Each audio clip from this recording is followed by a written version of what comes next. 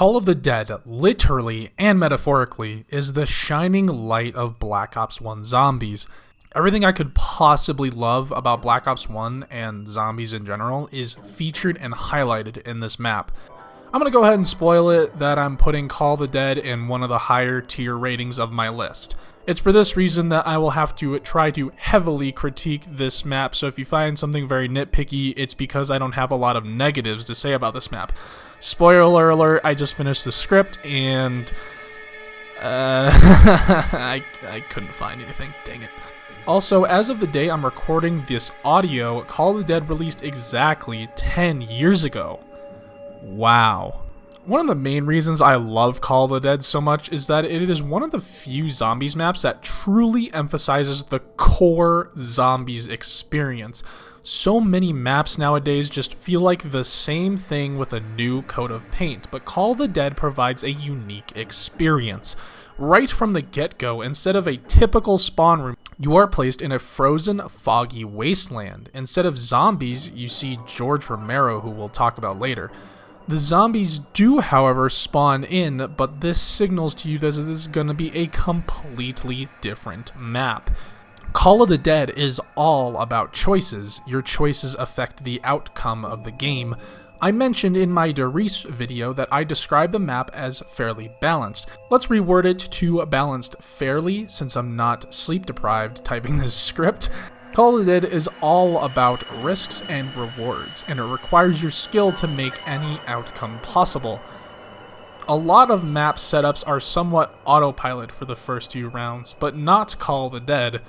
Here you need to make a choice right from the get-go. Go left or right. Both sides have their advantages and disadvantages. If you go left, that's typically where the better wall buy selection is and the better training areas. If you go right, that's an immediate path to the power room and Juggernaut, which is another thing I love. It makes sense that it's the best perk and it's also in the hardest spot to get. The player choice and freedom element is one of my favorite things about this map, and it shines immaculate. Ironically, even though the map is covered in thick fog, Call of the Dead doesn't hide anything unnecessarily. The lighthouse shows where Pack-a-Punch is every time. George Romero doesn't sneak up on you, he's very loud and has lots of bright lights associated with him. Even the Easter egg shows you somewhat what it's looking for. In a modern zombies map, these elements would all be weirdly shrouded in mystery. Like in Blood of the Dead, Pack-a-Punch can just vanish without a trace, and there's nowhere to really begin to look on where it went. Just guess, idiot. The astronaut in Moon can easily sneak up on you if you aren't listening closely, and if it's too late, you may be punished severely. Call of the Dead actually telegraphs what's happening and doesn't pull any smoke and mirrors. Even through the fog, you can see these key elements. A unique thing that I enjoy about Call of the Dead, while most people don't find this really ideal, I think it's fitting. On solo at least, you can technically beat Call of the Dead. There is an end goal. You can reasonably complete everything in the map. I don't know the exact specifics, but just keep this in mind. As far as I know, the highest solo Call of the Dead round is 91. That has gotta be one of the lowest high rounds ever. I believe only beaten by BO2 survival maps. Intentional or not, I think this is a great decision. There are no traps to keep you endlessly going. The Wonder Weapon does not kill forever.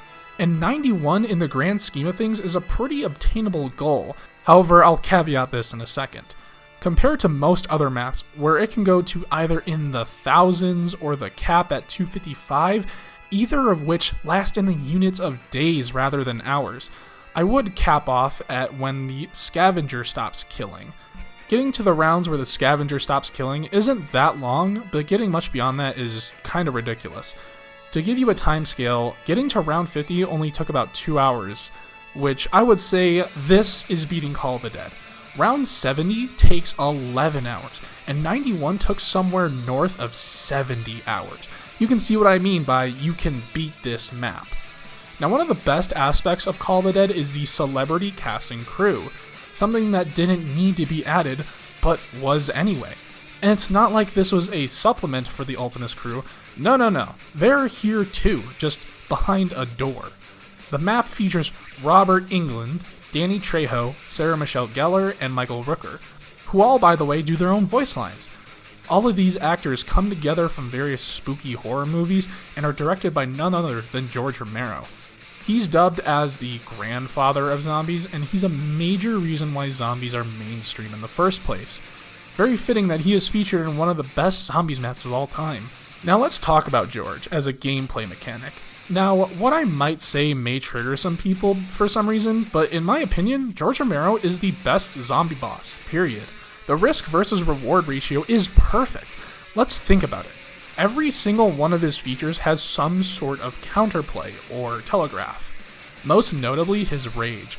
George's movement speed is incredibly slow, but he only rages if you shoot him, so making him mad is entirely on the player, not the game. If George gets triggered, he will start running, but luckily most of the map is fairly close to cold water, which makes him calm again.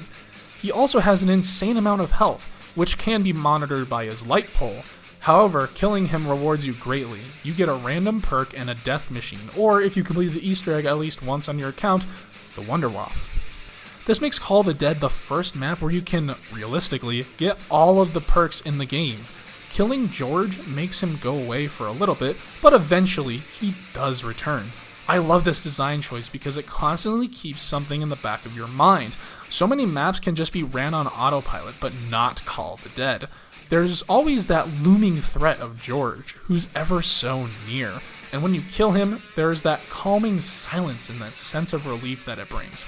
You know, the next round you don't have to worry about anything. It's like the weekend after a long week at work. Unlike a lot of other maps, your time isn't wasted. If I was to make one change, I would make it so George could drop a max ammo if you had all 8 perks. I enjoy George Romero because he is an ever-looming threat that keeps the player on their toes, constantly, and it makes the match much more enjoyable for much longer. There doesn't need to be more content, just enjoyable content, and George Romero delivers. Speaking of content, Call of the Dead has the first Zombies Easter egg to give an achievement, and hey, this can be done solo. Just my style. The Easter egg is very simple and standard, and what I love most about it is that it teaches you lessons so you aren't just stuck in the dark.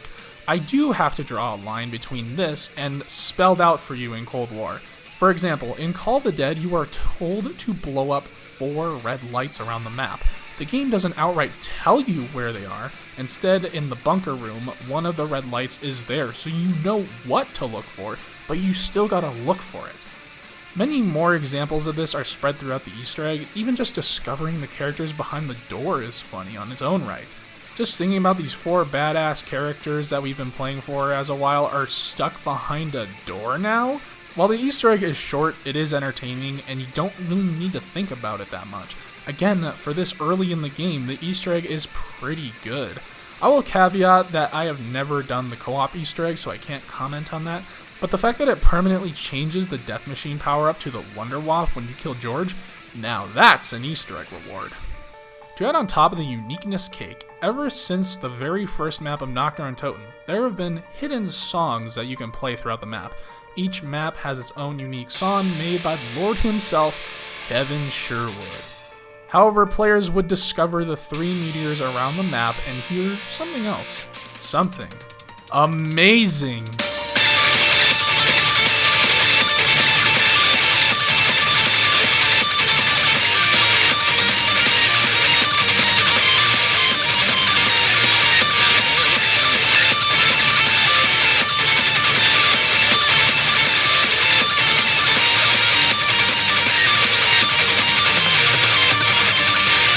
Avenged Sevenfold has grown to be one of my favorite bands, and while Origins is the one that introduced me to it, I'm surprised that this song isn't an actual album like Shepherd of Fire was. It's that badass.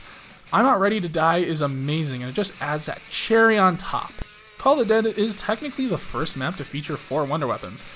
The main one, however, is the Scavenger. I love this thing. I mean, just the sound of it makes it like sex. I love this weapon because it's unique. Most other wonder weapons are some wacky laser 115 infused death cannon. Not that there's anything wrong with that. But Call of the Dead makes it simple, with an explosive sniper. Why not? Plus, it does have a skill curve. You can use PhD to mitigate the explosive damage, but it's a pretty large radius and can easily trigger George. But it also can quickly kill George when you pack-a-punch it. Another personal favorite of mine is the VR11. Now, I know that the VR11 is a poo-poo gun, but it's also the first and really only support wonder weapon, and that's why I appreciate it. That doesn't mean it's good, I just appreciate it. The VR11 has a lot of special traits that make it not total garbage. The regular shot makes it so that the zombie you hit turns into a CIA agent looking guy.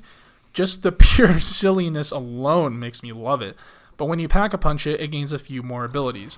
If you shoot George while he's mad, he will calm down. But if you shoot George while he's in the water, he will go away for a little bit. If you shoot another player with the VR11 upgraded, that player will gain an insta-kill effect and a precursor to the zombie blood. It also makes a zombie explode if you shoot the same one 3 times, so see, it can kill. I get it though, these abilities aren't really explained well in-game, so most players deem this gun trash right out of the box. The other wonder weapons are the ray gun and technically the wonder waff. This gives the map a great variety of choices. Even if you prefer one of those, you can still mix it up and technically hold all 4 wonder weapons at the same time if you have mule kick. So after all that praising and after all that love and attention, is Call of the Dead really an S tier map? Yes! I totally understand why people put this map in their top 5, I really do. And I can also kind of understand why people don't like this map, but for me, it comes down to personal preference.